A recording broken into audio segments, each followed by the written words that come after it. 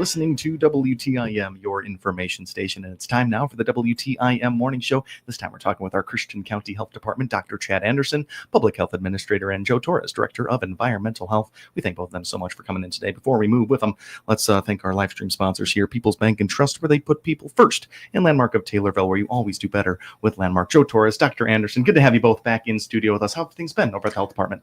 Very good. Very good. Good to be back. Yeah, thank you. Good. Yeah, absolutely. Glad to hear things are moving along well over there. We've been speaking with all types of different parties from you guys, and the expansions made and more services provided for the community today. But we're getting some interesting topics today. First one on the docket here is permits. And as we're nearing the new year here, Dr. Chad Anderson, what do people and business owners out there need to know about these permits? Permits for our food establishments are due before the 31st of this year for 2025.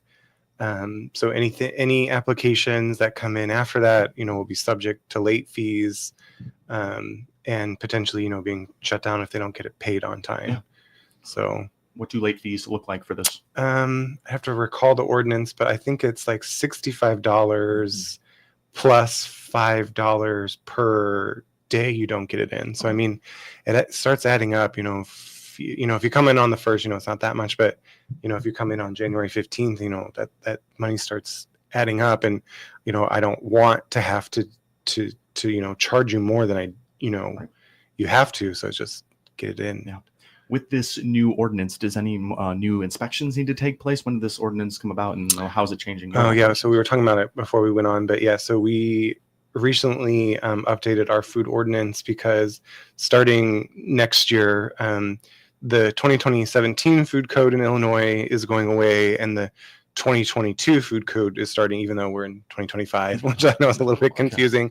But so they update the food code every 5 years. So we're on the 2022 one. Took them a while, I think, with COVID to get it updated and passed for Illinois. But in the 2022 food code, were some definition changes for establishments. So, for example, low risk establishments couldn't really cook anything. It was mostly low risks are like bars or can't really think of anything besides bars. What Bars usually just they're not cooking any kind of food. Oh, gaming slot places. That's another one. So in the new definition, it will allow them to do minor cooking. So if they want to buy pre-packaged like pizzas or anything that's really in the freezer aisle of a Walmart or something, they can reheat it or cook it as long as it's prepackaged and a low risk. Where before it used to be, if you did that, you'd be considered a medium. So they've changed that. And then they've changed that if you're not doing, if you're just cooking, for example, soups, and you are cooking a huge batch of it and then cooling it, within the danger zone below, and, getting it, and then you're reheating it, and, it's entering the danger zone of 41 above or below 135. It was considered a high risk, but if that's really all you're doing, you're not doing other processes, you can move from a high risk to a medium risk. So we had to change the definitions in our ordinance to meet the state, because, our ordinance has to meet the state law. So we were able to get that done. Sure. And so that was the only really changes that we made. Absolutely. When you're going to these businesses and you're giving out inspections like this, is it pass or is it fail? I know we spoke of a tier system, rating system in the past, but what does it look like for a business owner? Is it a pass or fail? Joe? So it's a pass with conditions, or fail. Okay. So if there are no violations or violations that were corrected on site, it would be a pass. If it was something that requires, if there's a priority violation, which is a high violation, or violations that require follow-ups or require stuff, then it's a pass with conditions. Yeah. And then fail is obviously fail. Sure. It's if you have multiple priority violations, or there's a potential health risk hazard. Are there minimal violations that can be fixed as you're walking through, and they can solve right there in front of you, and you can walk past them? A lot of them it's like hand washing signs. So sometimes we'll come out, and usually we'll have signage with us, and that's something we can fix right away. Some things, like if they don't have a vomit diarrhea spill kit, Okay.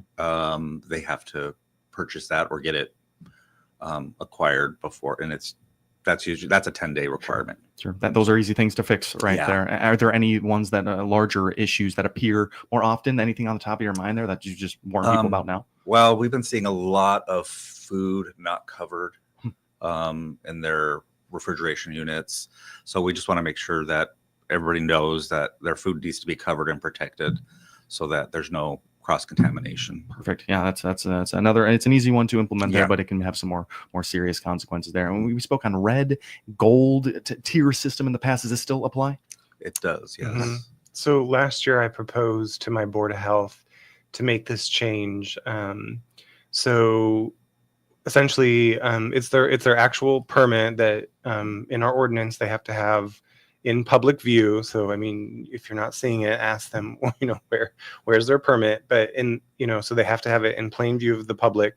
So right now we only have 2 because it's still a new program, but eventually there will be 3.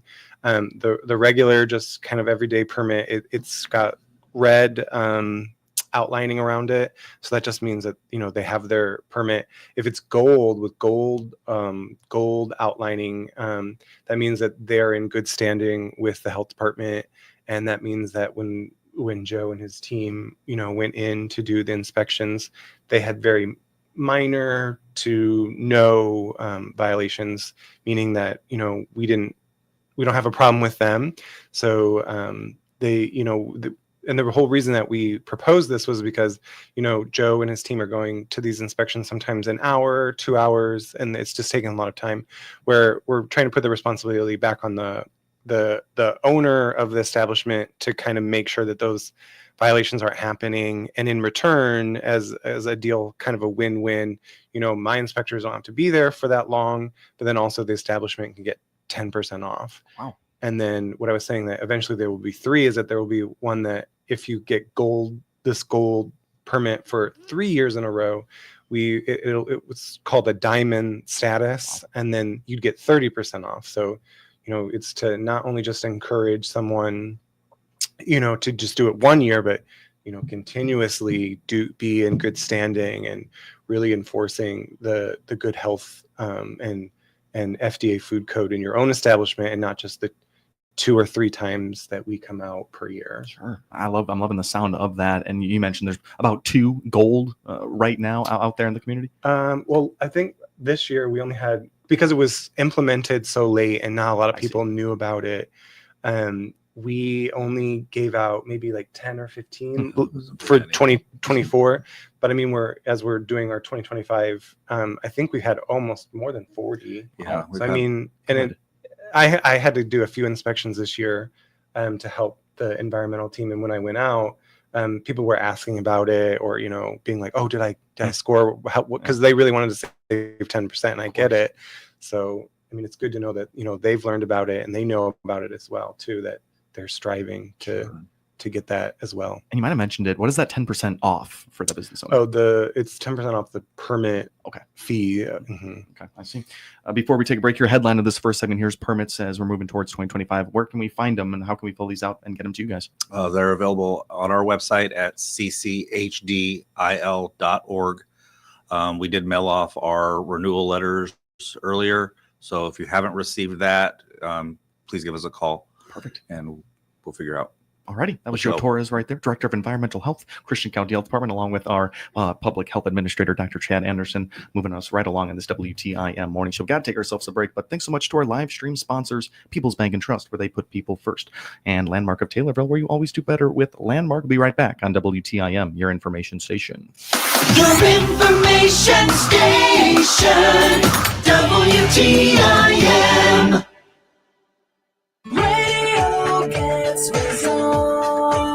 Miller Media Group Advertising works for Taylorville Estates. Here's Administrator Tony Clark. In the past year, we have doubled our census. So that's been impacted mainly by the radio advertising. That is where we do the majority of our advertising. And our census definitely shows that it works. They lead us in the right direction for the season changing and they anticipate our upcoming needs before we even have to tell them what they are. We've had consistent growth over the past 12 months. Like I said, we've doubled in our census, and that's been the first time in 43 months since prior to COVID that we've gotten to where now we have a waiting list for people to come. So advertising on the radio really does have an impact. Gets results. The NFL is on Westwood One. Handoff, Peterson breaking to the clear. Far side, Peterson, 40, 35. Peterson, good night. Tune in all season long for the NFL's biggest games and most exciting players. If it's the NFL, it's right here.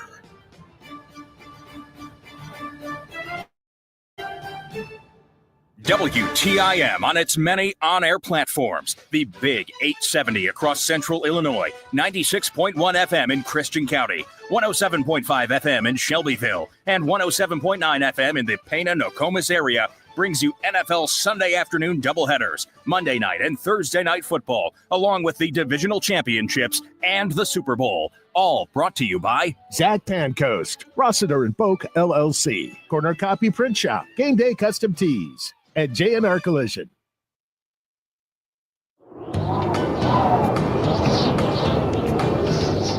Winter. And now we hibernate and spend most of our time at home. It's actually the perfect time of year to gift yourself a new bed from Just Beds. This month, get a Sealy Crown Jewel twin mattress for only $249, or the Queen for $399. Or gift yourself $100 off any size, already low sale price Crown Jewel Eurotop, or $200 off an extra firm. Gift yourself at Just Beds. Just Beds. CTI is the only internet company that offers a price lock for life on gig-by-gig residential fiber internet at $69.95 per month. You can't control most costs, but you can control the price of your internet. Sign up by clicking their icon at TaylorvilleDailyNews.com. With over 8 hours a day of agriculture programming weekdays and 2 hours on Saturdays, WTIM AM, FM, and online is your ag information station. Listen by tuning in on air or online, and listen to WTIM Ag podcasts anytime. Your information station, WTIM. Back here on the WTIM Morning Show, this time speaking with our Christian County Health Department. Thanks so much to our live stream sponsors, People's Bank and Trust, where they put people first, and Landmark of Taylorville, where you always do better with Landmark. In studio, Dr. Chad Anderson, Public Health Administrator, and Joe Torres, Director of Environmental Health, of course, both with the Christian County Health Department. We're talking all about permits, pretty general business permits out there for our restaurants here in Christian County. Now getting a little bit deeper into it, the cottage food permits, and just describe what the cottage food permit of it all is, and then what this could apply to. So cottage food is food prepared in home kitchens.